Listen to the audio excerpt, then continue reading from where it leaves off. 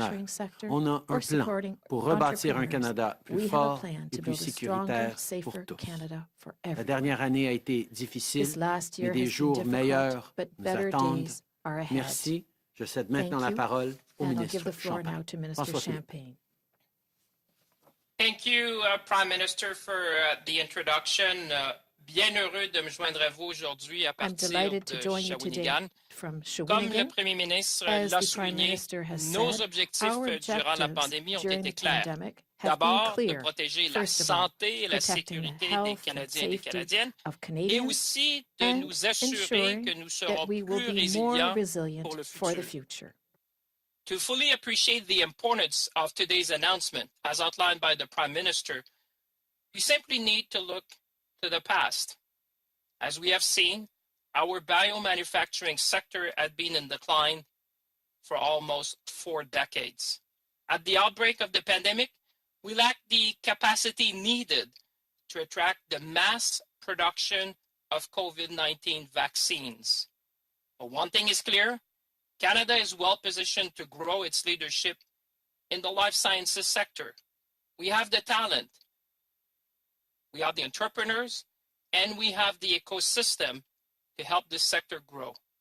That's why we have taken strategic immediate action with the long-term vision as we outline with the announcement today. Since March 2020, we have invested well over $1 billion in rebuilding our domestic biomanufacturing sector. And in budget 2021, we doubled down on this commitment with $2.2 billion towards growing a vibrant domestic life sciences sector again. We are helping dozens of Canadian firms expand and are attracting foreign investment in Canada, as we are announcing with Resilience today. Nos investissements permettront d'accroître la compétitivité du Canada à l'échelle internationale dans le secteur des sciences de la vie. Ce qui nous amène, bien évidemment, à l'annonce d'aujourd'hui. Nous sommes heureux d'annoncer que nous investirons 199 millions de dollars dans la compagnie Résilience Biotechnologie pour moderniser et agrandir leurs installations à Mississauga dans un projet d'une valeur totale de plus de 400 millions de dollars canadiens. Une fois complétée, la nouvelle installation pourrait fabriquer entre 112 et 640 millions de doses de vaccins ARNM par année. Cela positionnera le Canada comme juridiction de choix pour attirer la production de vaccins destinés au marché domestique et même aux exportations. As the Prime Minister noted, we are investing $199 million in Resilience Biotechnologies to modernize and expand their facilities in Mississauga, which will support an overall project of more than $400 million.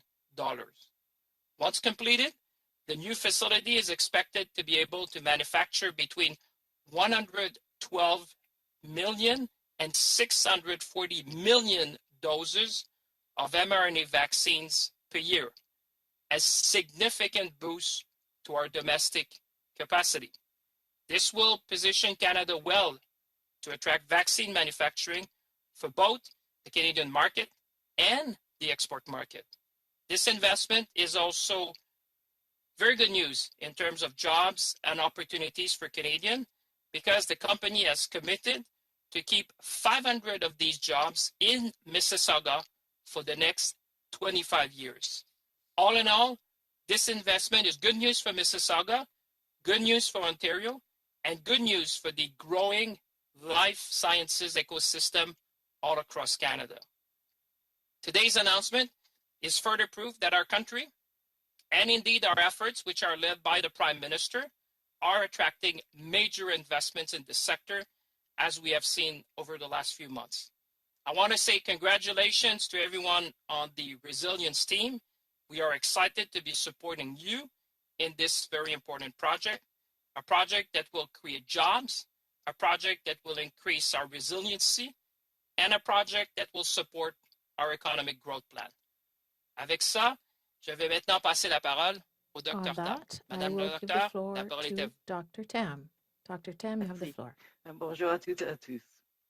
Nationally, disease activity continues to decline, but there are still some areas of Canada experiencing very high infection rates. Over the past 7 days, an average of 5,700 cases have been reported daily, and the number of people experiencing severe and critical illness remains elevated.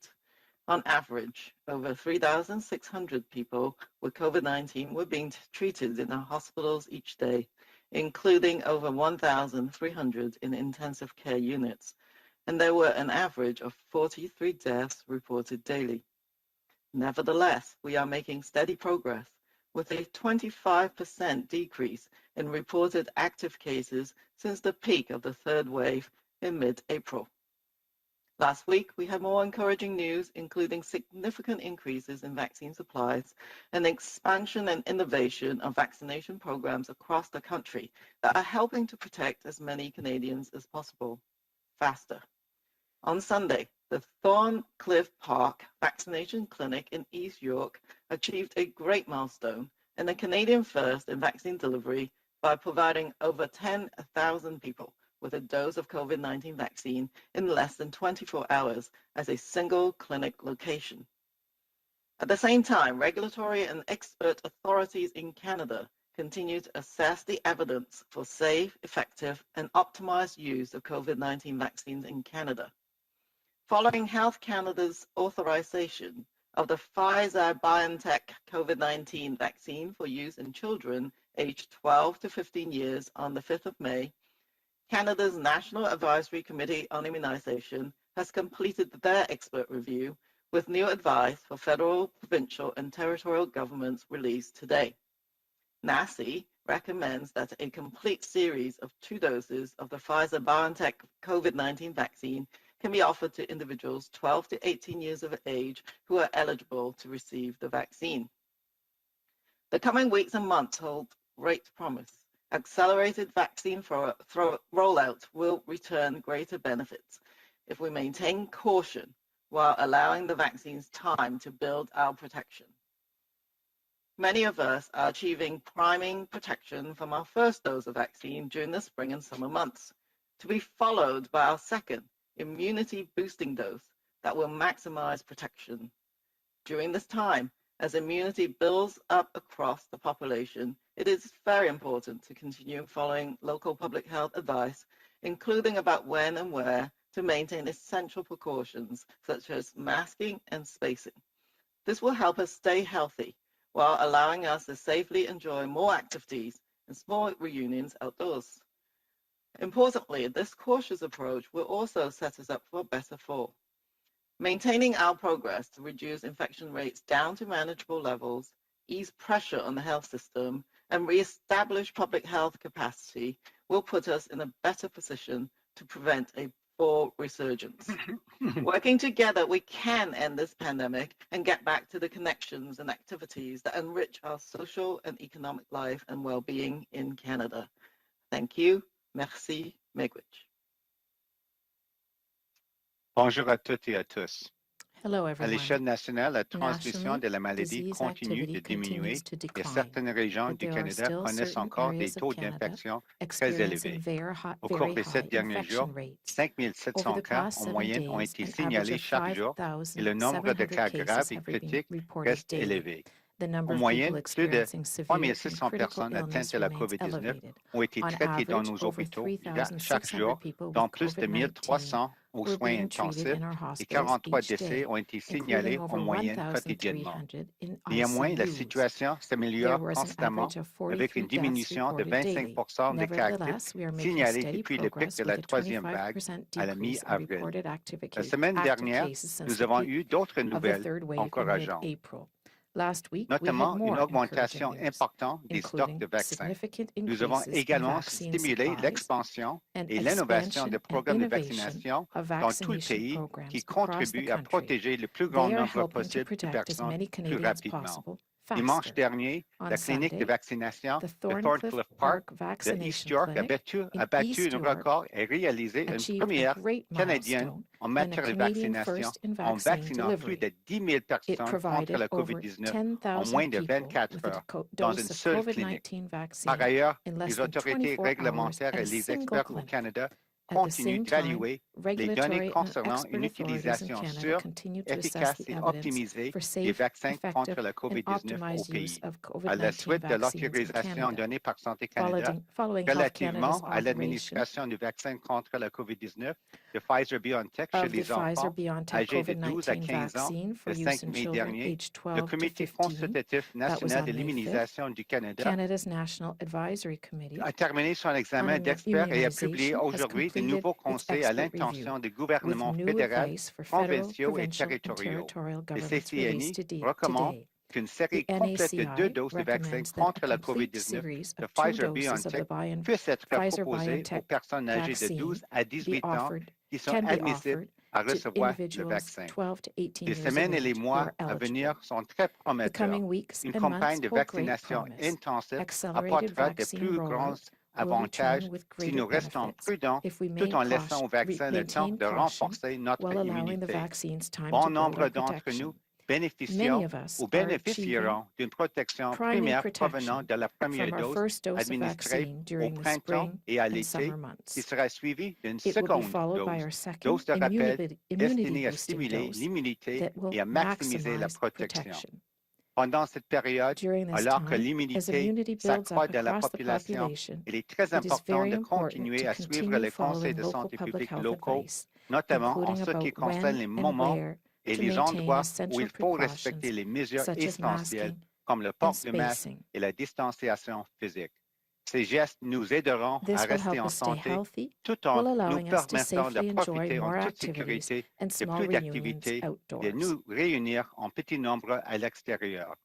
Il est important de noter que cette approche prudente sera gage d'une automne plus agréable. En continuant sur cette lancée pour ramener les taux d'infection à des niveaux gérables, pour alléger la pression sur le système de santé et pour rétablir le rendement de la santé publique, nous serons mieux à même de prévenir une recrudescence à l'automne.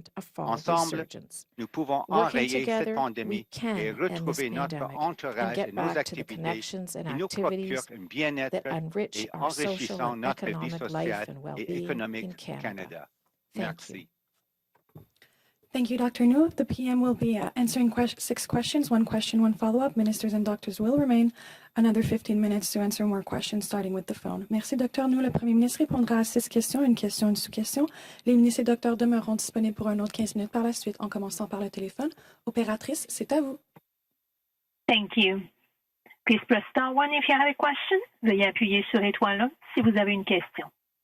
Notre première question nous vient de Mélanie Marquis de La Presse. À vous la parole. First question from La Presse newspaper. Merci. Bonjour, M. Trudeau. L'avocat du major général Danny Fortin a dit hier que le major général Fortin savait depuis quelques semaines qu'il était visé par une enquête militaire. De votre côté, quand saviez-vous et quand l'avez-vous appris pour la première fois?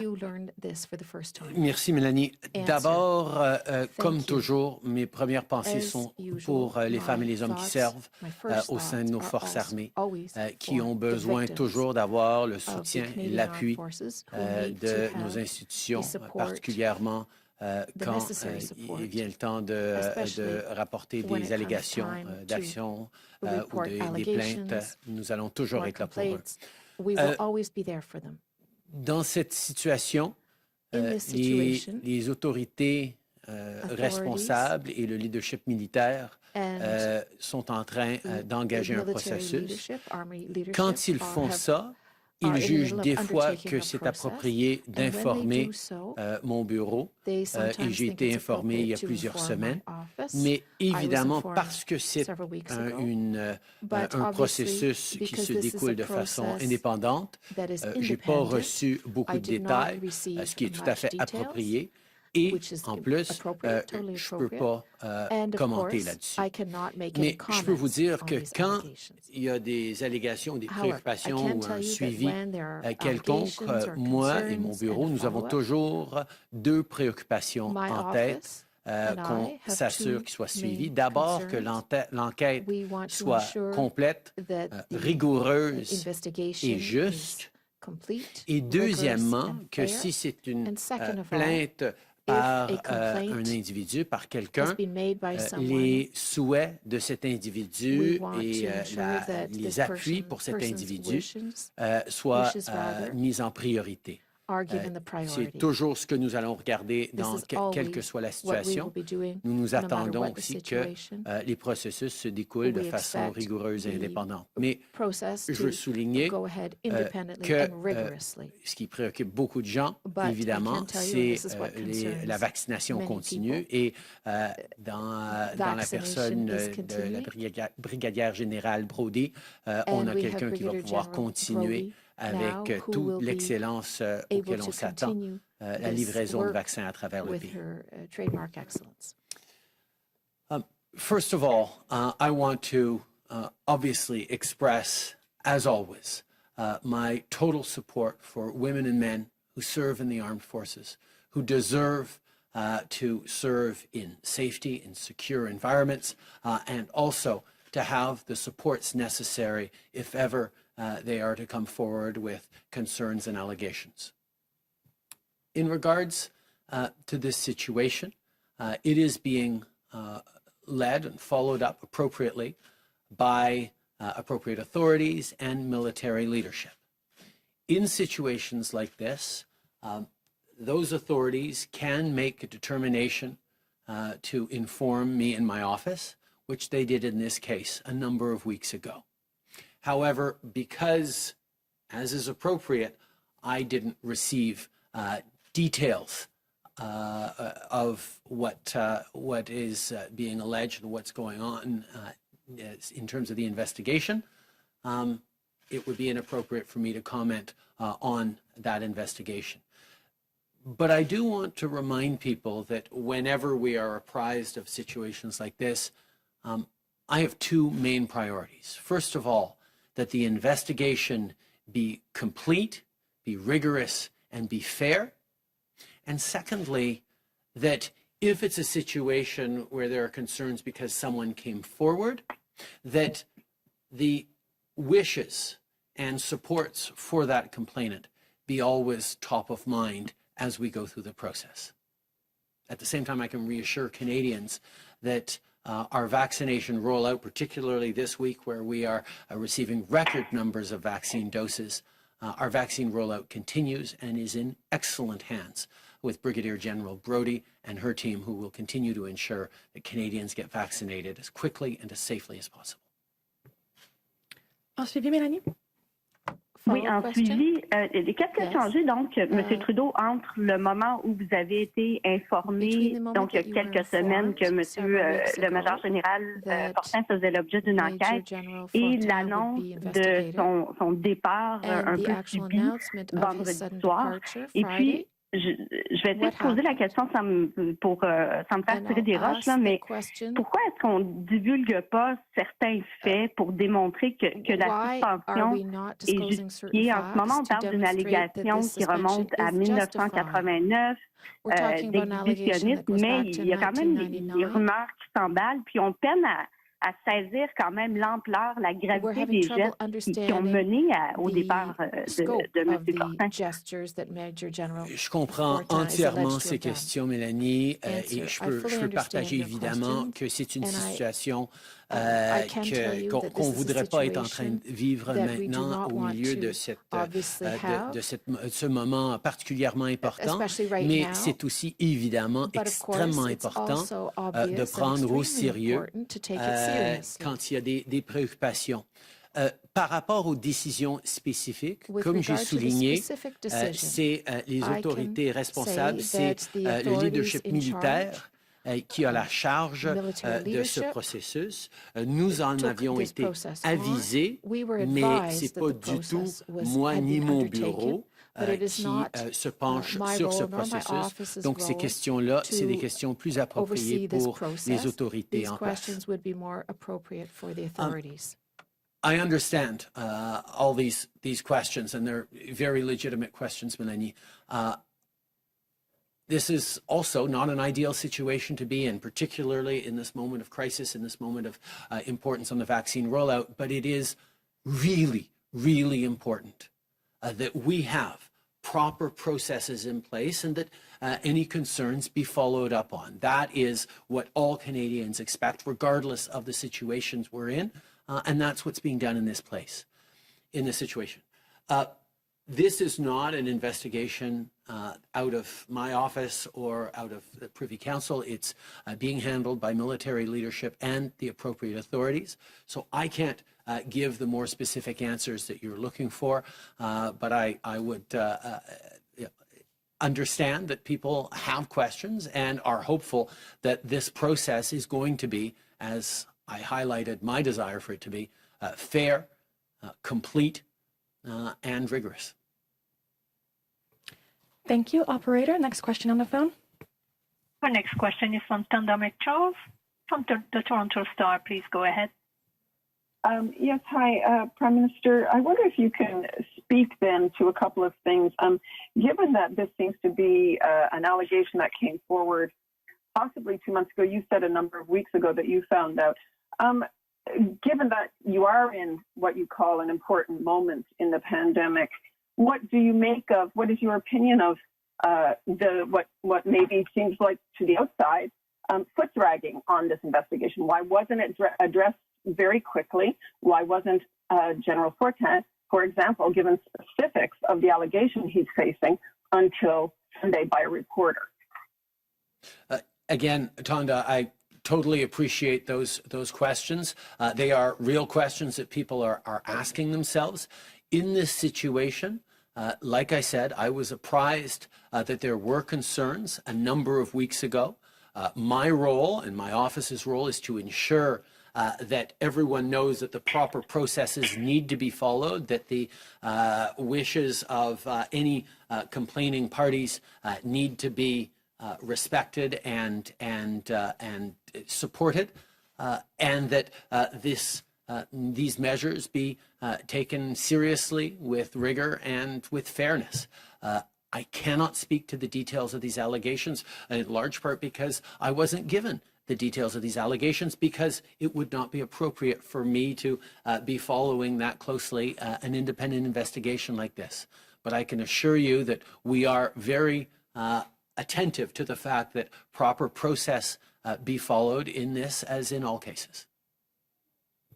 I'm wondering how you can describe your confidence that a proper process is being followed, given that it seems like there's a firewall between you and the military, and this seems to be something that's been afoot for 2 months.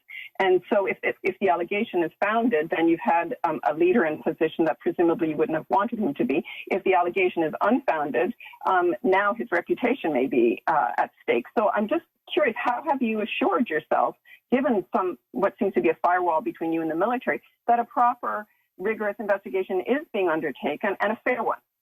You have highlighted, Tanda, the very real challenges and important factors to consider and to keep an eye on in any such process. Absolutely. We need to make sure that the process is fair for everyone involved and that it is complete and rigorous. That's why the communications and the leadership of the military has been focused on this, and my office and the Privy Council office have been engaged with the appropriate authorities to impress upon them the importance of following the proper, rigorous processes and ensuring that all appropriate steps are taken. Je pense que c'est très important ce que vous soulignez, Tanda, par rapport aux différentes réflexions, de s'assurer qu'il y a un processus juste et équitable, mais aussi que ce soit rigoureux et que ce soit conduit de la bonne façon. C'est pour ça que moi et mon bureau, nous avons passé le message très clairement par la greffière du Conseil privé et directement au chef des forces armées que dans leurs processus qui sont appropriés, employés qui sont en place pour faire des suivis, que tout soit suivi à la lettre, que tout soit fait de la bonne façon. Merci. On va prendre une dernière question au téléphone avant de passer dans la salle. Merci. Notre prochaine question est de Marie Vastel du Devoir. À vous la parole. Please go ahead. Oui, bonjour, M. Trudeau. J'aimerais changer de sujet, si vous me le permettez.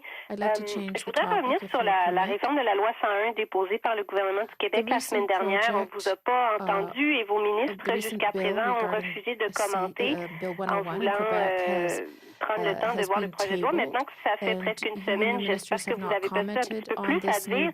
Le gouvernement Legault a annoncé qu'il a modifié la Constitution, notamment pour inscrire que le Québec est une nation et que le français est la seule langue officielle du Québec.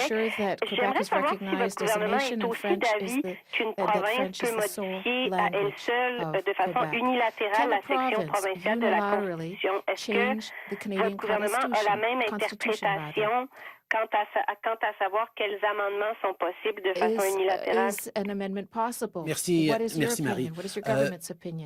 D'abord, comme vous savez, nous partageons avec le gouvernement du Québec le même intérêt, le même désir de voir le français protégé au Québec et en plus partout au Canada. C'est une responsabilité particulière du gouvernement fédéral et nous allons toujours être là pour protéger le français et au Québec et ailleurs au Canada, tout en assurant la protection des minorités linguistiques officielles à travers le pays, ce que nous allons faire.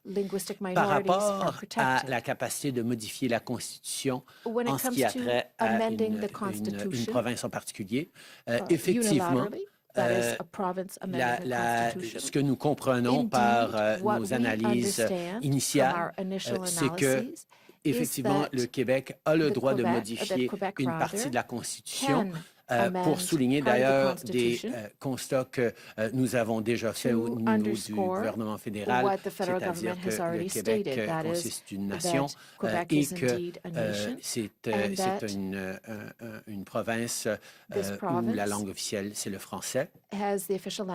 Nous allons évidemment nous assurer qu'on est en train de respecter les protections qui sont là ailleurs dans la Constitution, particulièrement pour les anglophones au Québec. Mais je crois qu'il y a beaucoup de travail que nous allons pouvoir faire ensemble, le gouvernement fédéral et le gouvernement du Québec, pour avancer sur la protection de la langue française, qui est quelque chose sur lequel nous sommes d'accord. I think it is extremely important first to highlight that we agree with the province of Quebec on how important it is to protect the French language. Yes, there are particular measures that need to be done to protect the French language within Quebec, but also, as the federal government has responsibility, right across the country. That goes hand in hand, of course, with the protection of linguistic minorities across the country, which we will continue to do. In regards to the Constitution, our initial analysis in terms of the Justice Department has highlighted that it is perfectly legitimate for a province to modify the section of the Constitution that applies specifically to them, and that that is something that they can do while ensuring, of course, that the rest of the Constitution, including the sections that protect linguistic minorities like Anglophones in Quebec, continue to be respected. We will continue to move forward in ways that protect the French language, both in Quebec and across the country, and look forward to partnering with all governments across the country that share that goal with us. Ensuite, question, Marie? Oui, merci d'avoir donné une réponse avec de l'information. Mais je veux juste continuer là-dessus. Vous dites que, donc, ce que j'en comprends, puis dites-moi si je me trompe, c'est que vous allez donc accepter ces modifications constitutionnelles-là sans vous y opposer. Mais qu'en est-il du reste du projet de loi 96 de la CAQ? Vous dites que vous voulez aussi vous assurer que le projet de loi protège les anglophones du Québec. Vos ministres se sont fait demander la semaine dernière s'ils s'engageaient à ne pas contester le projet de loi québécois à laisser le Québec légiférer. Est-ce que vous allez jusque-là vous engager à ne pas contester tout le reste du projet de loi ou est-ce que j'en comprends avec vos propos sur la protection des anglophones qui ont quand même certains éléments que vous surveillez plus attentivement qui pourraient vous poser problème? D'abord, laissez-moi dire qu'on est d'accord avec le gouvernement du Québec qu'il faut en faire plus pour protéger la langue française. Mais nous, en tant que gouvernement fédéral, ce n'est pas juste une question de protéger la langue française au Québec, c'est une question de la protéger partout au pays aussi. Et à ce niveau-là, le gouvernement du Québec et nous nous rejoignons pas mal. Évidemment, c'est un projet de loi qui a été avancé à l'Assemblée nationale. Il y a un processus de comité, il y a un processus d'analyse, il y a des modifications possibles à ce projet de loi, malgré un grand niveau d'appui des différents partis à l'Assemblée nationale. Alors, nous allons regarder le parcours de ce projet de loi, mais je peux rassurer tous les Québécois et tous les Canadiens que nous allons être là en tant que partenaires pour s'assurer et de la protection de la langue française et de la défense des droits. Merci. On va maintenant passer aux questions dans la salle. Prime Minister Kevin Gallagher, CTV National News. I just want to take it back to the investigation into Major General Denny Fortin. I find your answers to be a bit vague here. You say weeks ago you found out. You've said that issues of sexual misconduct are zero tolerance for you. So the question is, why was Major General Fortin allowed to stay on with public health until Friday? When did you find out that this was an allegation of sexual misconduct? First of all, I have highlighted that I have not been given a tremendous amount of details into this case because that would not be appropriate. There are official and independent processes underway in reviewing the case and reviewing the concerns that were brought forward, and they can speak to what needs to be made publicly. I cannot speak to too many details of this. I can highlight that this is a matter being followed up on by the military leadership and the appropriate authorities, that they made decisions along the way, and that we, from our position, are in a position of ensuring that, yes, the appropriate steps be followed, and that wishes of any complainants, if that is indeed the type of investigation this is, be respected and followed. I can't even confirm the type of investigation this is because that is not information that has been made public by the military yet. Well, I think that we need to look maybe a bit broader here. I mean, now with Major General Fortin, at least half a dozen top military officials are under investigation for sexual misconduct. Your government 6 years ago had recommendations to address sexual misconduct in the forces from the Deschamps report, and very few of those recommendations were implemented. What responsibility do you take now for the crisis that is gripping the military?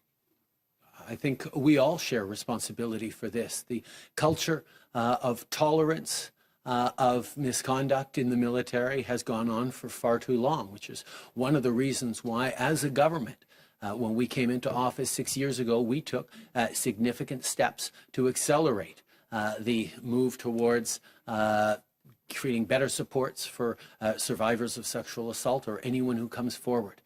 We have taken steps, but obviously, with what we're seeing now, there is so much more to do, which is why we appointed Justice Louise Arbour to lead up a review process to talk about the path going forward, and immediately appointed General Jenny Carignan to be able to create supports right now for anyone in the military who needs to come forward and wants to come forward and share unacceptable actions or issues that they have faced. It's really, really important that anyone who serves feels supported and listened to as they come forward to share actions, experiences, inappropriate things that happened to them over the course of their career or in the past years. Français sur la responsabilité. Je pense que c'est extrêmement important de reconnaître que nous devons faire mieux en tant que pays, en tant que société, pour appuyer les survivantes et les survivants d'agressions. Depuis 6 ans, nous avons pris des gestes importants pour améliorer la situation, mais nous avons beaucoup plus à faire. C'est pour ça que nous avons demandé à la juge Louise Arbour de faire un suivi pour établir les prochaines étapes à suivre. Mais en même temps, on n'attend pas le rapport de Mme Arbour. On a mis en place la générale Carignan pour pouvoir être là, pour recevoir dès maintenant des préoccupations, des plaintes, des expériences inacceptables vécues par des gens qui servent actuellement dans les forces armées. Prime Minister, I'm wondering if you can tell us whether you're aware of any other investigations into sexual misconduct, and if so, how many additional investigations are underway? As I said, the investigation that is going on is being managed by the appropriate authorities and military leadership. In some cases, we are apprised of those situations, not necessarily in all cases, so I can't speak to how many investigations are going on. But what we have seen over these past months is that there is a pattern and there is a culture of unacceptable actions in the military that have gone on for far too long, which is why we are moving concretely on strengthening the supports for survivors, strengthening the processes in place to make sure that people who want to come forward are able to come forward, feel supported in coming forward, which for far too long was not the case. That is why between Justice Arbour and General Carignan in place right now, we are seeing an immediate shift, and people are coming forward with allegations, some of which go back many years, others which are more recent, and that is how the system should be working. It is going to be a difficult process for the military to transform its culture, but we know, everyone knows, that it is time. Je pense que c'est clair que ce qu'on est en train de voir dans les nouvelles depuis plusieurs semaines indique qu'il y a un vrai problème au sein des Forces armées canadiennes, que depuis trop longtemps, trop de femmes et d'hommes ne se sentent pas appuyés pour venir partager leur histoire, pour porter plainte contre des agressions et des gestes inacceptables. Et ça doit changer.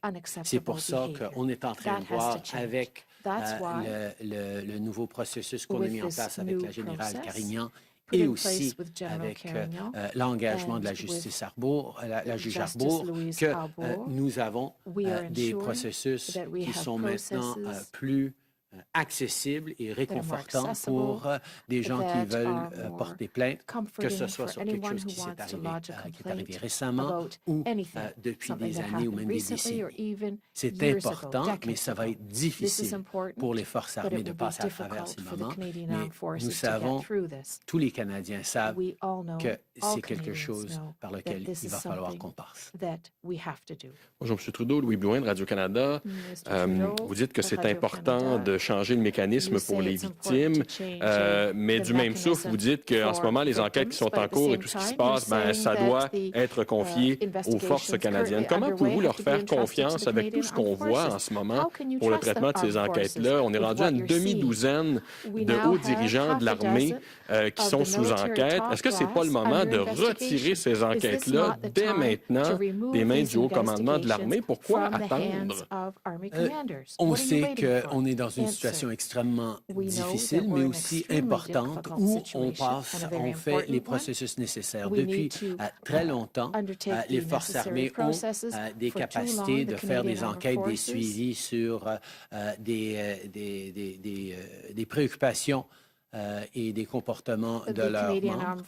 On a vu en même temps que par rapport aux plaintes d'agression sexuelle, par rapport aux plaintes d'harcèlement, ils n'ont pas toujours été très bons là-dedans. C'est pour ça que, justement, on est en train de travailler avec des hauts placés dans les forces armées et à l'extérieur des forces armées pour s'assurer qu'il y a des meilleurs processus en place dès aujourd'hui, que ce soit avec la générale Carignan, que ce soit avec la juge Arbour. Nous sommes en train de s'assurer que ces processus soient pris au sérieux et qu'ils soient suivis de la bonne façon. I think it is obvious that within the military, including within the military investigations approach, that have a robust system of investigations into crimes and issues that are internal to the military, have not always been very good about supporting survivors of sexual assault, following up on claims of sexual harassment, and that is something that we need to significantly improve. That's why we're working both within the armed forces with allies and leaders who get that and who are transforming things from the inside, as is General Carignan, but also bringing in someone of the caliber of Justice Arbour, who will ensure that the structures and the processes in place are the ones that will ensure that all of these issues are taken seriously, treated fairly, and that survivors are given a proper listening and proper support.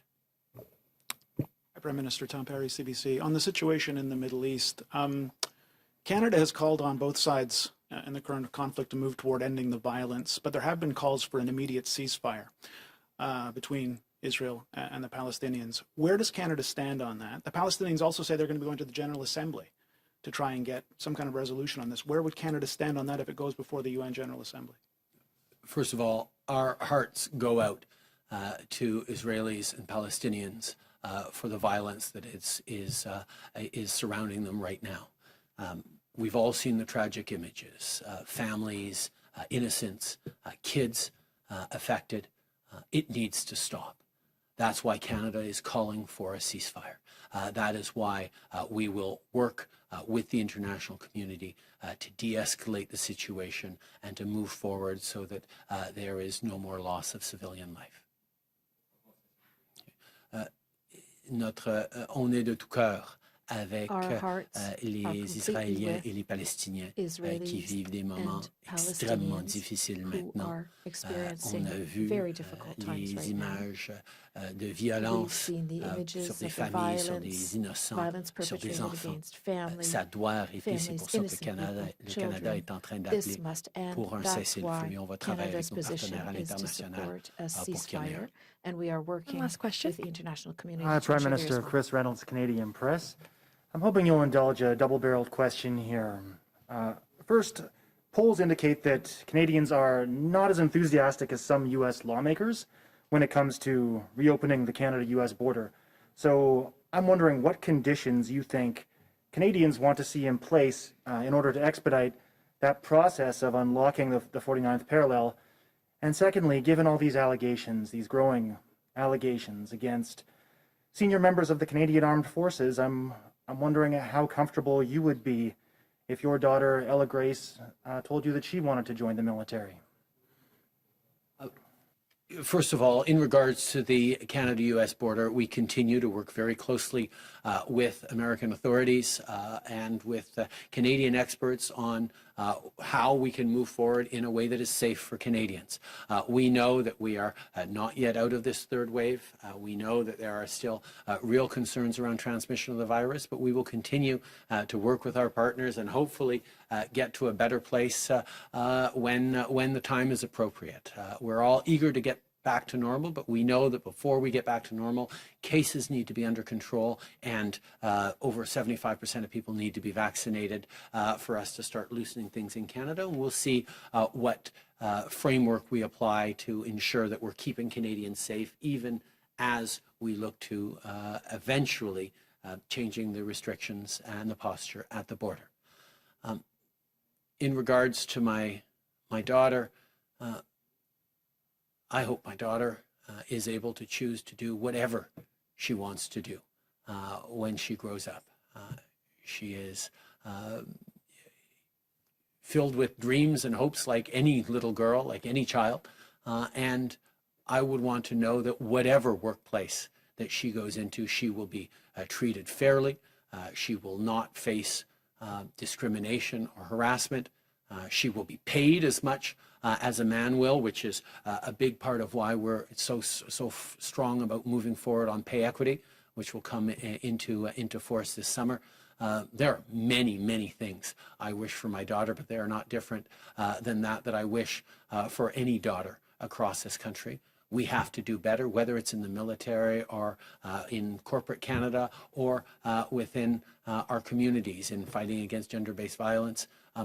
We have work to do, but I am confident that in the coming years, we will continue to deliver on a fairer world for everyone. Les espoirs que j'ai pour ma fille, c'est qu'elle puisse avoir tous les choix et possibilités de suivre ses rêves, qu'on espérerait pour n'importe qui, que ce soit de travailler dans un bureau, de servir dans les forces armées, de devenir artiste ou scientifique. Elle, comme toutes les filles au Canada, mérite d'avoir un lieu de travail sécuritaire, où elle est libre d'intimidation ou d'harcèlement, où elle est payée autant pour un travail équivalent qu'un homme, qu'elle ne fasse pas face à la discrimination ou des iniquités. C'est pour ça que nous travaillons pour lutter contre la violence domestique et la violence fondée sur le sexe. C'est pour ça qu'on est en train de travailler pour changer la culture à l'intérieur de nos forces armées et de nos autres institutions. Et c'est pour ça qu'on avance avec notre projet d'équité salariale qui va s'enclencher cet été pour s'assurer que les femmes et les hommes soient payés pareil pour du travail pareil. Merci beaucoup, Monsieur le Premier ministre. C'est tout le temps que vous avez avec nous aujourd'hui. On va maintenant passer au téléphone pour les questions avec les ministres et docteurs. Opératrice, première question. Thank you. Our first question is from Ryan Timothy from the National Post. Please go ahead. Yeah, hi there. I'm wondering what the government is looking at with regards to the AstraZeneca vaccines that are in the country and that provinces have paused the use of right now due to the boycott issue. Some of these doses are coming closer to expiring, and there are countries around the world where COVID is very much a present reality and concern. Are you looking at something to ensure that those vaccines don't go to waste? Maybe I can start and then turn to Dr. Tam to talk about the conversations with the provinces and territories about the immunization rollout. First of all, I think we've been clear with provinces and territories that doses shouldn't go to waste. Of course, we know that the provinces and territories have paused in many cases, and I think in all cases, the initial dose of AstraZeneca. But of course, we are still waiting for updated guidance from NACI on the potential of dose mixing, and provinces and territories are weighing their options very closely in terms of second doses for those people who have received AstraZeneca for a first dose. And until we know clearly what the decisions will be made based on the best science available, we'll be monitoring very closely our AstraZeneca supply to ensure that we have a path forward no matter what provinces and territories decide regarding the second doses. And perhaps I can turn to Dr. Tam because she is having those conversations at the Special Advisory Committee. Yes, and I think as the minister said, that not wasting any doses is a really important principle. I do know that I think there was 655,000 doses that came in recently that is being allocated to provinces right now, or has been allocated, and they have really been thoughtful, I think, about what their requirements are. Primarily making sure that those who've received one dose of AstraZeneca vaccine will have the option of getting the second dose, while, of course, awaiting the study results internationally. And I think we've seen a couple of those studies now, one from the United Kingdom. We're still waiting for some of the immunogenicity data that is to come. But you've probably just read a little bit about a Spanish study, a study in Spain, that indicated that a dose of mRNA vaccine following AstraZeneca vaccine appears to be safe and generates really good antibody response. So the National Advisory Committee on Immunization will be looking at all of that data and provide a recommendation to the provinces. And so it is likely that people in Canada who've received one dose of AstraZeneca will have a choice for their second dose. At the same time, it's really monitoring the uptake, because we don't know what that is like at the moment, and don't sort of estimate what the requirements are, and just keep monitoring it very carefully. I think that's the only way to put it. But I think everybody's anxious to make sure people who got the first dose of AstraZeneca does have the ability to get that second dose. Thank you. Following up, Ryan?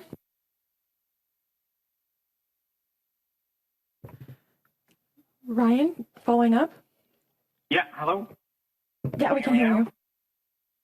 I'm just wondering about today's announcement with resilience, whether you think that there's enough market for a vaccine mRNA plant like that in Canada, whether that will be able to attract consistent customers.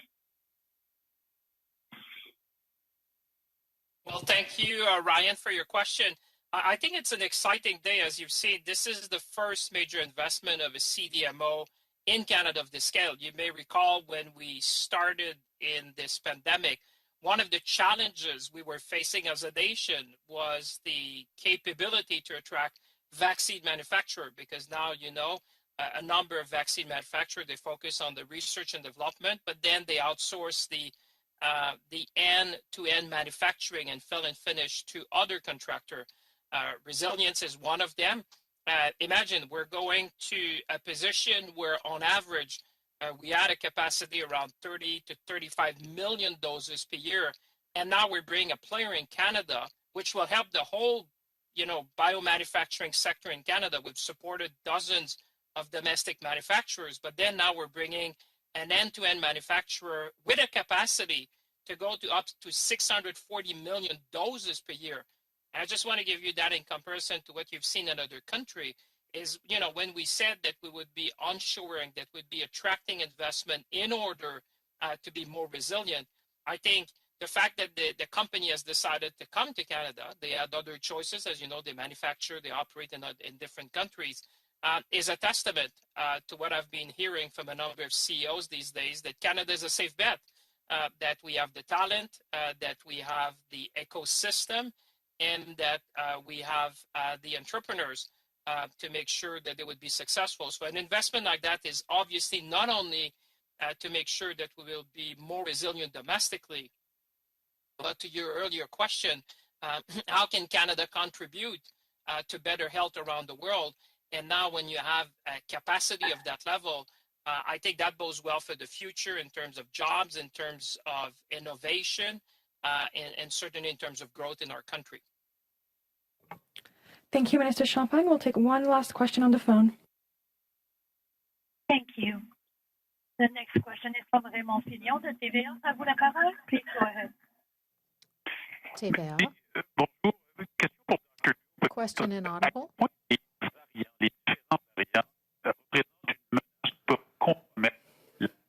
Monsieur Fillon, on ne vous entend pas. Si je peux me permettre de vous interrompre, c'est le ministre Champagne. On ne vous entend pas, malheureusement. Vous coupez. Je ne sais pas à qui vous adressez, mais si vous êtes capable de reprendre, on vous entend pas, malheureusement. La connexion est toujours mauvaise, Raymond. Vous êtes saccadé dans votre voix. Your voice is cutting off. We can't hear you properly. Ce qui est rare.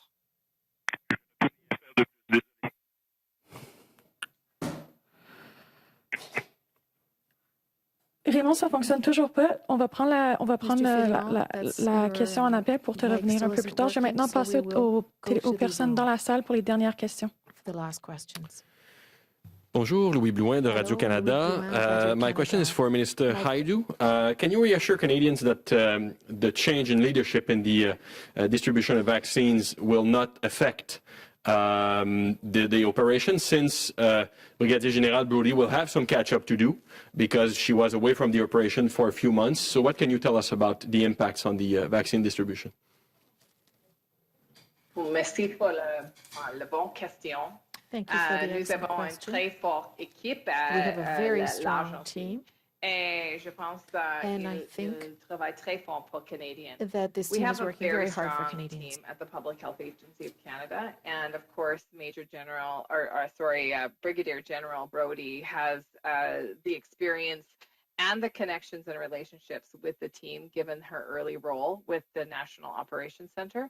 Certainly, we're extremely thrilled to welcome her, and obviously, the hardworking people in the National Operations Center are working on many aspects of the delivery to provinces and territories, and the day-to-day work continues. So we are very confident that we will continue to deliver in a timely way to provinces and territories, and that we won't miss a beat. To go back to Major General Fortin, as a woman, as a minister of this government, are you at ease knowing that the Prime Minister did know for many weeks that there were allegations against Mr. Fortin, and that nothing was done, and that he was able to stay in place? How do you feel about that? Well, first of all, I will just say that I can't comment on the investigation of Major General Danny Fortin, but what I can say is that as the health minister, I stay focused on what Canadians are focused on, which is when are they going to get their vaccine, how quickly, and how will we ensure that we control COVID-19 in this country. I serve with strong women around the table, one of them on this conference, and many men who support the strong women around this table, one of them on this conference. And indeed, as the Prime Minister has indicated, there are processes that unfold. But I will say this, I will always stand up for women in the workplace. In fact, as the Minister of Labour, it was me that introduced Bill C-65, which is harassment and violence legislation that ensures that every federally regulated workplace has policies and processes so that people who have felt harassment or violence in the workplace have a route to go, including, by the way, historically for political staffers. And I will point out that that was a decision our government made to protect political staffers, where previously to our government, they had no rights in the workplace. So as a woman in the workplace, my whole life, as a female health minister, I will say that it is important that we all take the responsibility that we have to make our workplaces safer. And this government has done that in legislative approaches and many other efforts, as the Prime Minister has illustrated. Thank you. Next question. Kevin Gallagher, CTV National News. And this is most likely for Minister Hajdu, but also Dr. Tam, perhaps. Dr. New could weigh in. It does have to do with the Stanley Cup playoffs. Some U.S. arenas are allowing fans back in the stands. I think that many Canadians would like to know if they're going to be able to see their team live during these playoffs, and if there's any plan for recommendations in terms of provinces and municipalities and how they'd like to deal with that. Well, maybe I can start, and then I can turn it to Dr. Tam. And I'll just say that our approach to international professional sports will remain the same, in that we will not make those decisions unilaterally, but we'll work with the provinces and the local public health agencies to make sure that whatever the plan is, that local public health and provincial public health authorities have comfort in that plan. And of course, it will depend on the epidemiology of the region and the comfort level of the leaders in those particular jurisdictions. And I'll turn to Dr. Tam to speak a bit more about that. It's Dr. New. Do you want to go? Maybe I'll answer. I'm the sports guy, so I've been more actively involved in dealing with the sports-related issues of COVID-19. So what I will start off is that it's very exciting because with the sort of the season, the way it was organized, including the playoffs, it's guaranteed to be a Canadian team in the Final Four. So that's good news. So who knows? We'll take it. We'll take what we get and go from there. Certainly, in terms of the playoffs as they're unfolding now, with the Canadian division, it's all sort of play with between teams in Canada. So all of the usual protocols in place, for travel between provinces and cities and so on, are within sort of the existing public health measures that are put in place within Canada. The live issue, of course, right now is that what happens when we do get to the Final Four, and with what I think is put on the table, that would include cross-border travel, because the other three teams in the semifinals would be from the U.S. sort of division. So that is a live issue. We've had discussions with our colleagues in the provinces and territories about the issue of cross-border travel, what's in the art of the possible. Certainly, we were recognizing the epidemiological situation, what it is in both countries, also the state of vaccination, but there are a lot of other factors in place. So what I will say at this point is that the discussions are ongoing. I think in some ways the situation's the same as it was, way back last year when you asked me the same kind of question about playoffs, et cetera.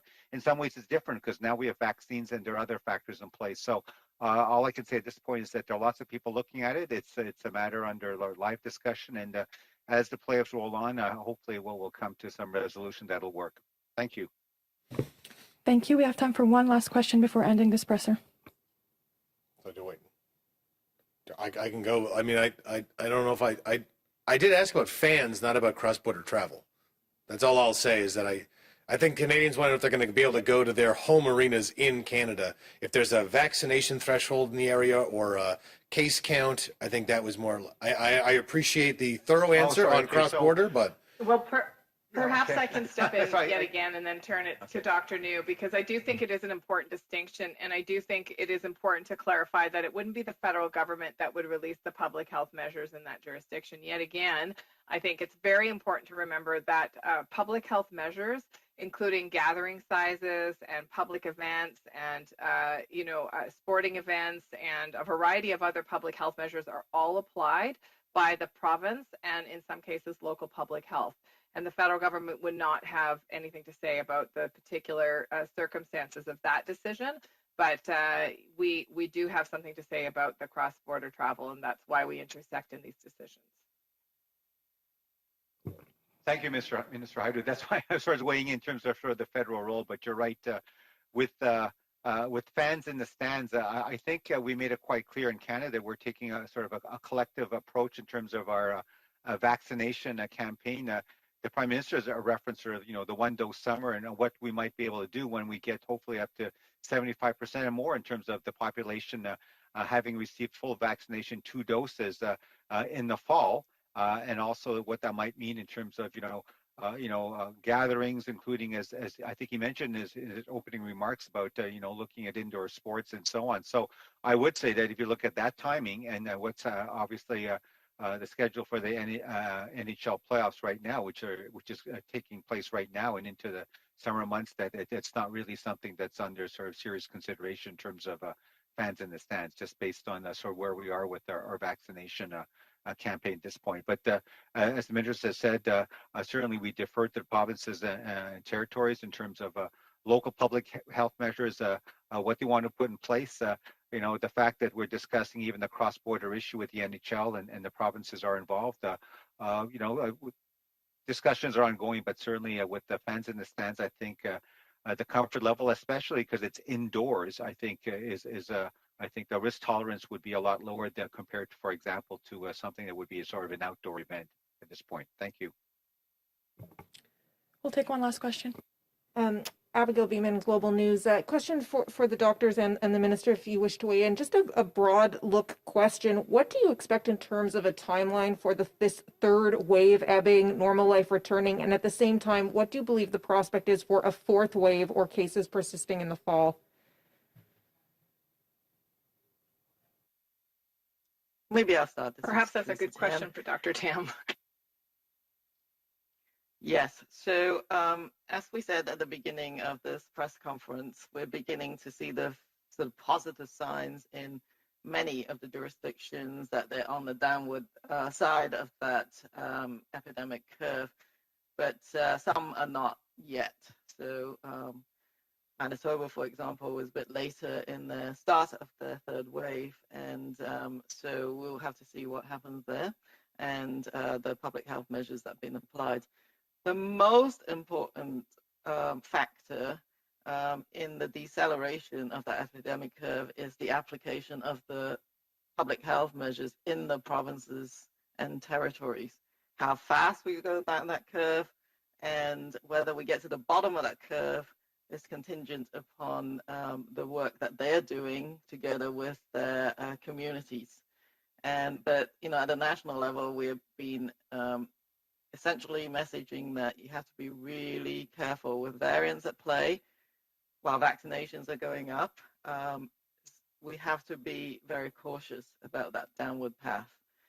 With that in mind, I can't tell you right now when we'll get to the bottom of this. Last time we only got to 2/3 of the way down the curve, and then with some relaxation of restrictive measures, we went back up again. And so there's still a chance that could happen if we're not careful. Our modeling suggests that with 75% first dose and at the same time 20% at least of the second dose, vaccinating people that second dose as fast as possible can lead you to a lifting of measures without overwhelming the health system. So we're not quite there yet, but I am really hopeful because of how fast some of the vaccines are going into arms. And, I think we were looking at that 50% mark, and then it's imminently possible that in the next weeks, we're going to get to that 75% plus 20%. So that's I think a reasonable target to look for, but it's really up to local epidemiology in terms of that easing, and we just got to be really careful.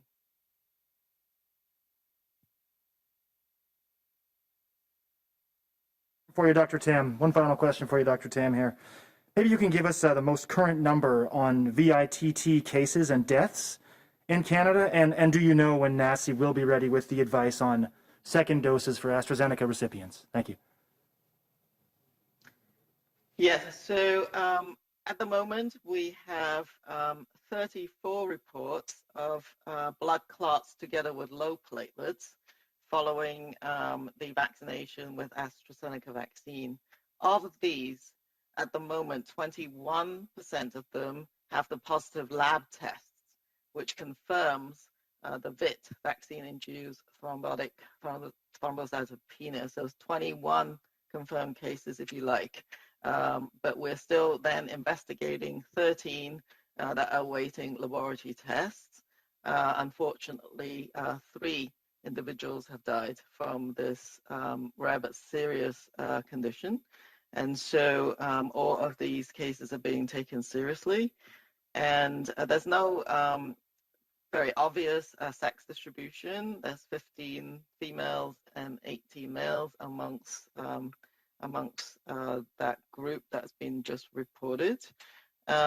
So with that in mind, of course, the National Advisory Committee on Immunization have been providing provinces with a framework, a benefit-risk framework to work from, looking at the epidemiology as well as the rates by age for the epidemiology, really, because more serious outcomes occur in the older age groups from COVID-19, and you have to balance that against the risk of VIT.